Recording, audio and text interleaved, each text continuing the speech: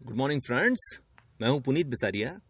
देखिए, आप लोग जो किसी भी कॉम्पिटिटिव एग्जाम की तैयारी कर रहे होंगे तो आपने कोई ना कोई कोचिंग इंस्टीट्यूट तो ज्वाइन कर ही रखी होगी।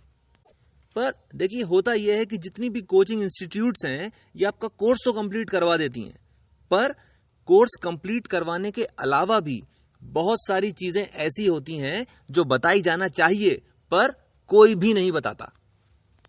मैं आपको 5 चीजें बताऊंगा और इन 5 चीजों को आप फॉलो कीजिए और यकीन मानिए कि आपकी जो प्रोडक्टिविटी है कम से कम 4 गुनी बढ़ जाएगी। ठीक है। सबसे पहली चीज, सुबह 4 बजे उठ जाइए और जितनी जल्दी हो सके उतनी जल्दी पढ़ाई करना शुरू कर दीजिए। अब कुछ लोग कहते हैं कि मैं तो रात का प्राणी हूं, मैं तो रात में ही पढ़ाई कर पाता हूं।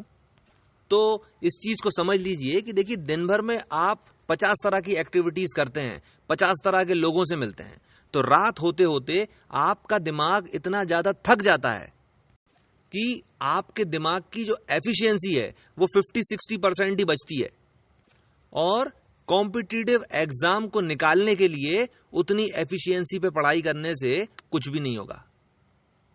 अब सुबह 4 बजे उठने का एक तरीका है, भाई आप रात में कितने बजे भी सो, सुबह 4 बजे जैसे ही अलार्म बजे आप उठ के बैठ जाओ।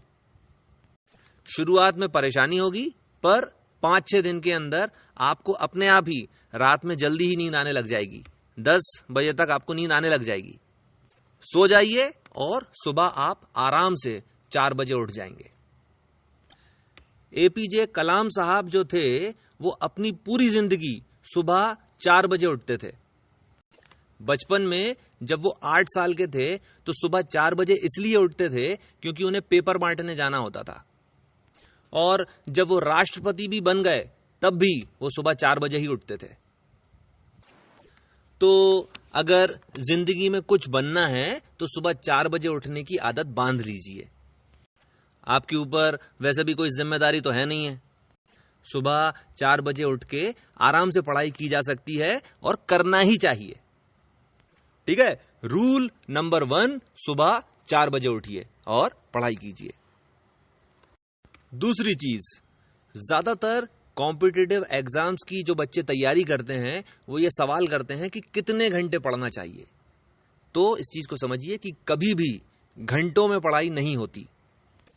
जब भी पढ़ाई करें 50 मिनट पढ़ाई करें और फिर 10 मिनट का ब्रेक ले लें। और ऐसा इसलिए क्योंकि इंसानी दिमाग एक बार में 52 मिनट से ज्यादा किसी भी चीज पर कंसंट्रेट नहीं कर सकता। इसलिए एक बार में आप 50 मिनट पढ़िए और फिर 10 मिनट का ब्रेक ले लीजिए। अब ये जो 10 मिनट का जो आप ब्रेक लोगे 50 मिनट पढ़ने के बाद, इसके अंदर मोबाइल नहीं खोलना है। इन 10 मिनट में आप एक टाइमर लगाओ 10 मिनट का, और इसके अंदर कुछ भी फिजिकल वर्क करो। भाई कमरे में झाड़ू लगा दी, दूसरा 10 मिनट का जब इंटरवल आया तो पोंछा लगा दिया, तीसरे इंटरवल में उठक बैठक लगा ली, चौथे इंटरवल में पुशअप्स लगा लिए। मतलब जो भी करना है, लेकिन ये जो 10 मिनट है इसके अंदर आपको कुछ फिजिकल वर्क करना है। नासा के अंदर जितने भी ट्रेनिंग शेड्यूल्स हैं वो सभी इसी आधार पर चलते हैं। 50 मिनट्स की क्लास और 10 मिनट्स का ब्रेक, जिसके अंदर कुछ फिजिकल एक्टिविटी की जाएगी। और ये वाली बात आप भी जानते हैं और मैं भी जानता हूं कि नासा वाले जो हैं वो मुझसे और आपसे बहुत ज्यादा समझदार हैं। तो रूल नंबर 2, जब भी पढ़ें 50 मिनट लगातार पढ़ें और फिर 10 मिनट का ब्रेक ले लें। तीसरी चीज, जब भी आप पढ़ाई करें और आपको मेरी बताई हुई ये वाली बात याद आ जाए तो आप एक गहरी सांस लें और उसको छोड़ दें इस तरह से।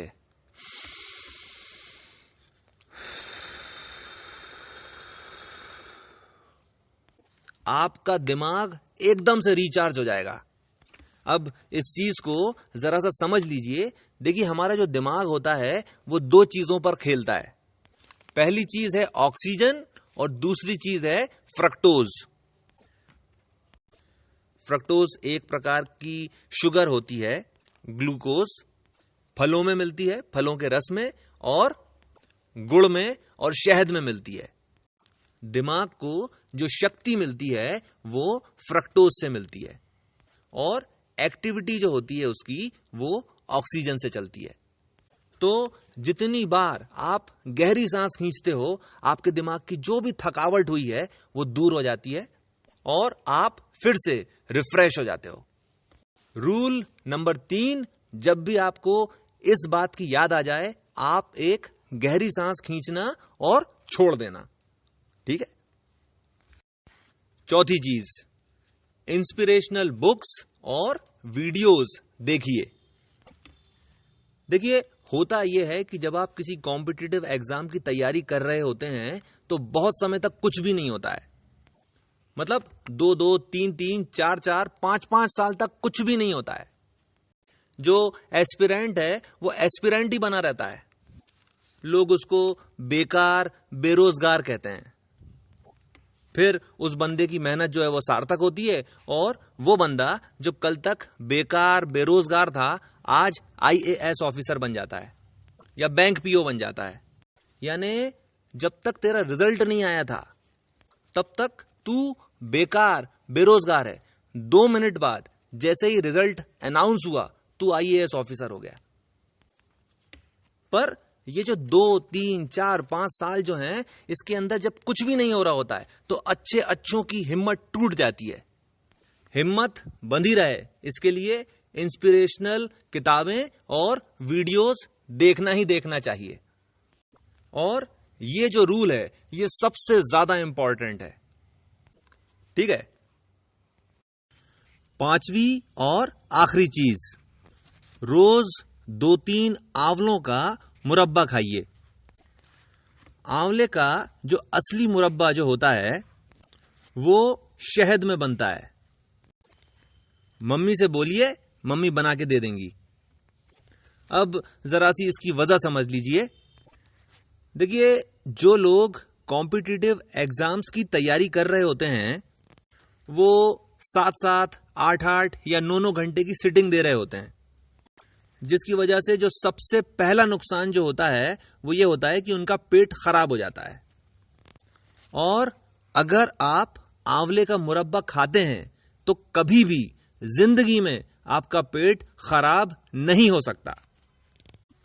दूसरी चीज, आंवले के अंदर विटामिन C अत्यधिक मात्रा में होता है, जो हर तरह की शारीरिक और मानसिक थकावट को दूर कर देता है। तीसरी चीज, जैसा कि मैंने कहा, असली आंवले का मुरब्बा जो होता है वो शहद से बनता है, और शहद is the best source of fructose. दिमाग आपका फ्रक्टोज पर ही चलता है। यानी शहद जो है वो आपके दिमाग को न्यूक्लियर रिएक्टर बना देता है। चौथा और सबसे आखिरी फायदा, आंवले के मुरब्बे में अत्यधिक मात्रा में एंटीऑक्सीडेंट्स होते हैं, जिससे आपका कंसंट्रेशन जो है वो एकदम अर्जुन जैसा हो जाता है। यानी जब आप पढ़ोगे तो आपका ध्यान बिल्कुल भी नहीं भटकेगा।